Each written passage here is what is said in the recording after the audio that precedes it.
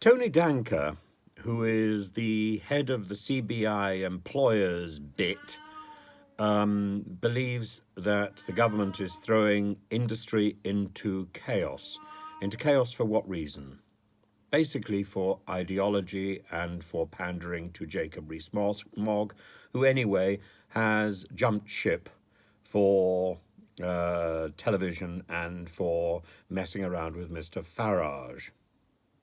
The problem is with the retained EU law bill, this bill which is supposed to abolish 4,000 EU-made laws which Britain automatically accepted into its statute book because it was part of the EU, and all this has to be accomplished by the 31st of December. So much bureaucracy, so much parliamentary time wasted, and so much delay. What Tony Danker says is this: we've already got significant challenges posed by Brexit. We've already got growth delayed because of Brexit. And this week, Grant Shapps talks big in Davos.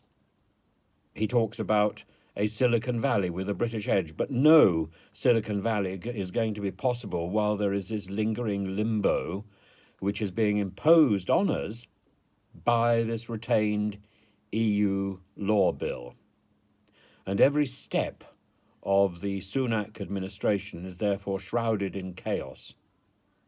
From the cross-border access to France and the European Union to the Northern Ireland Protocol lingering negotiations, this should have been left in the capable of hands of Chris Heaton-Harris, and the fact that the Foreign Secretary has now taken over and all manner of chaos has emerged, that tells us even more. We have to wait till Friday now, when Hunt is supposed to announce growth drives. Why? Is this to appease the remaining Liz Truss faction, or to shift some of the chaos? And if the former, who cares? And if the latter, why wait till Friday? Tony Danker says that it is economic migration that can help. He says economic migration can fill the immediate vacancies in our business. But the government has got different ideas about economic migration. It wants to use the economic migration issue to drive up its credit with the far right and with Suella Braverman. Tony Danker Tony Danker presumably would agree with me that this whole economic migration issue is utterly wrong, wasting resources. The political chaos of the summer and the autumn has impacted investment. And the present government simply has to admit that it's never going to recover. It simply cannot recover its political merit.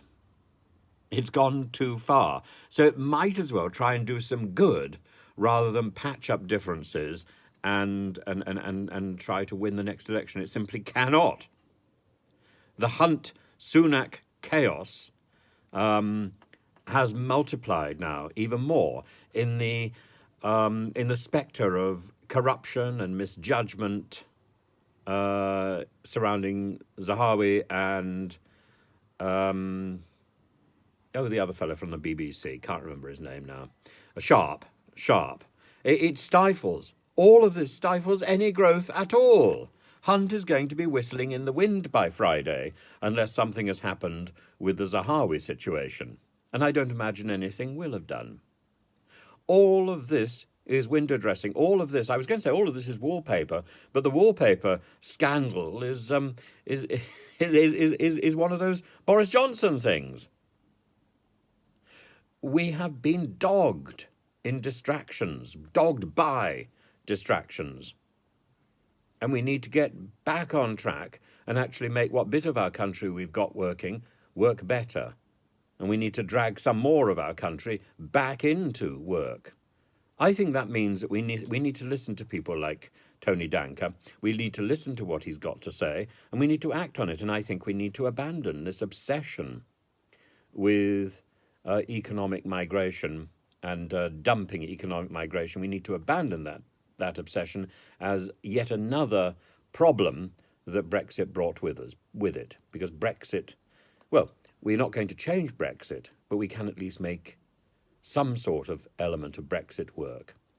And if that means, even in Boston, in Lincolnshire, where people have voted overwhelmingly for Brexit, they've had an explosion in economic migration. Why? Because Bulgarians and Romanians wanted to get into the country before the borders closed.